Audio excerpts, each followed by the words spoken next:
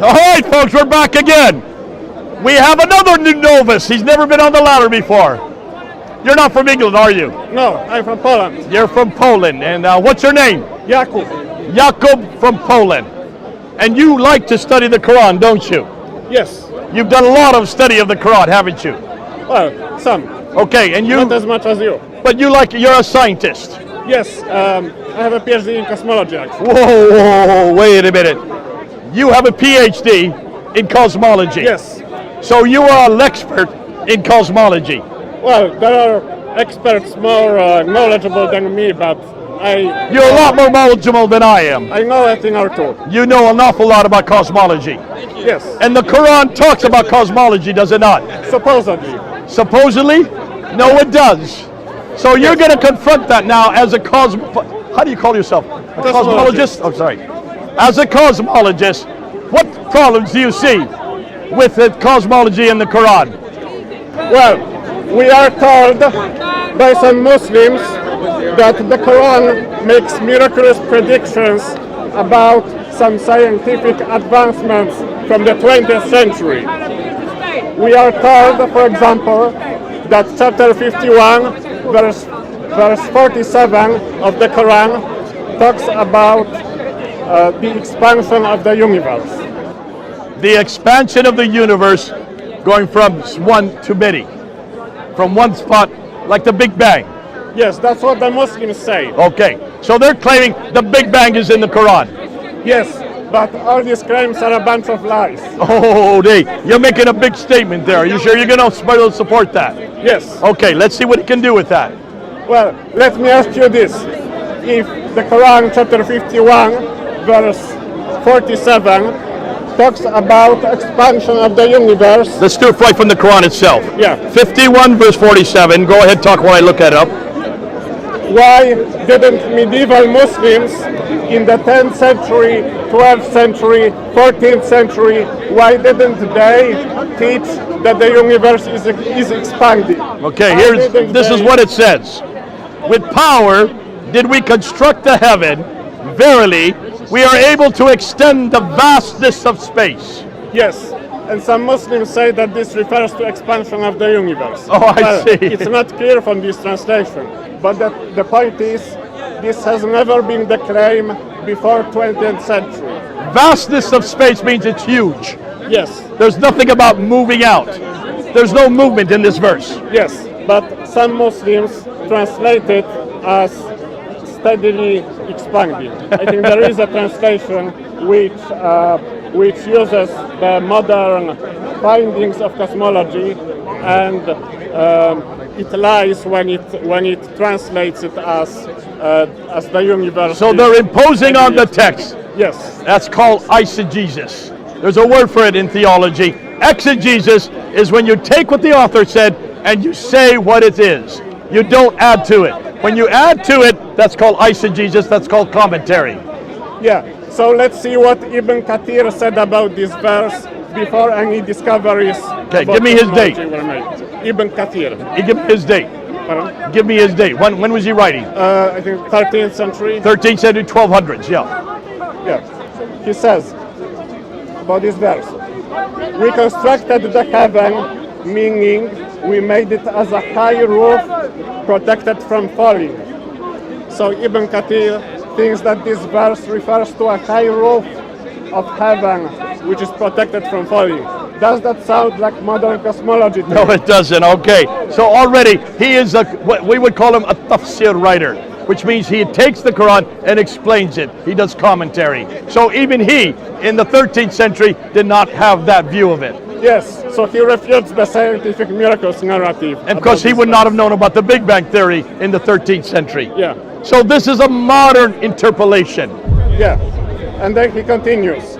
Verily, we are able to extend the vastness of space thereof, means we made it vast and we brought its roof higher without pillars to support it, and thus it is hanging independently. Again, nothing about steadily expanding the universe. Because he would not have known about that. Yeah. I'll forgive him for that. But then why do modern Muslims believe that this is what it means? They are twisting the verse in order Yeah. to conform it to the modern cosmology. That's called eisegesis. Okay. Well, I have another question. If the Quran was ahead of science 1400 years ago, then we know that science hasn't been finished yet. We are still making scientific discoveries. If you are a Muslim, what about you show me a verse on the Quran which is ahead of science today, and then we will see if science 20 years from now, 50 years from now confirms it, or even better. You can make an experiment yourself and check whether a verse on the Quran gives correct predictions. For example, there is a verse about Allah striking down the demons using stars. Oh, The this stars. shows. Who are trying to listen to the Quran Yes. being read in heaven. Well, if you think that the Quran makes miraculous scientific predictions, then you can make an experiment yourself. Go in a rocket, go up to heaven, and see if you will be stricken down by a star. Okay. Now, Muslims' comeback on that is, those are the asteroids that we see coming across the night in the night sky. They always happen pretty much around the same time every year, right? No, but this is about stars because the stars. Oh, the are stars are are- the things that adorn the nearest heaven. Okay. They will say it's asteroids, not the stars. That's how they get around The it. asteroids adorn the nearest heaven. Do we see asteroids adorning the nearest heaven? Wherever would you replace heaven if you were a Muslim? Pardon? Where would you place heaven if you were a Muslim? Above us. Yes. And obviously, if they say they're asteroids, that means we're up where they are with our rockets, are we not? And heaven's not been there. We've not seen it yet, have we? So Indeed. that would shut that down. Yeah, and the Quran. So these are stars, is what it's saying, what the Quran's referring to. Yeah.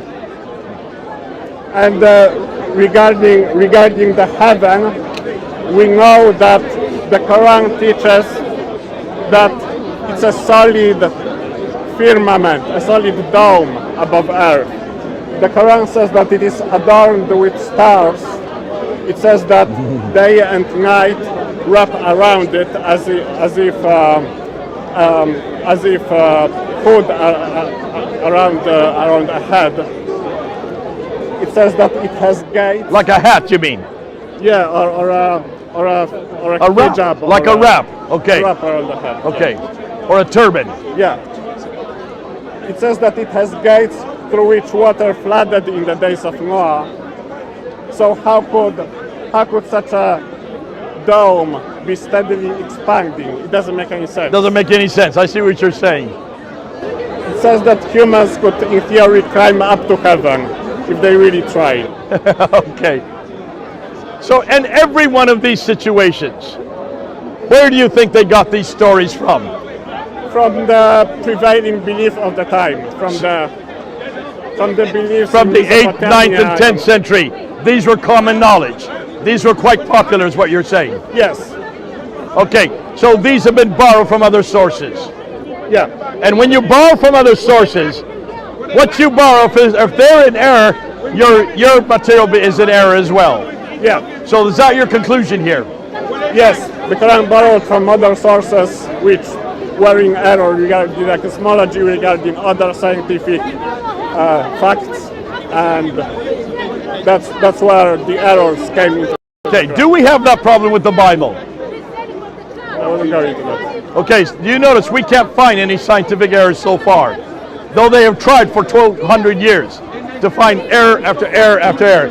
So far they haven't been able to. So when you look at the Quran, which we know is eternal, which we know, according to what Muslims say, well, they say, I'm not saying I don't believe it, but Muslims say it's eternal. Therefore, it has no error, right? That it was sent on Muhammad complete, right? Then you cannot have these errors in it, written by men. Is there anything more you want to say, Jacob? Yeah, this is a good summary. Okay, so in every case, if this is eternal, it is without any human manipulation. You're showing that every one of these are folk tales. sometimes passed down from one culture to another. And they put it into the Quran. Muslims today see there's a problem, but Ibn Kathir didn't see it was a problem. Ibn Kathir didn't realize about the Big Bang Theory. They do so today, so they're imposing what they now know today on a text which says nothing of the sort. Yes. We read the text, it doesn't say that. To me, that shows that this is desperation.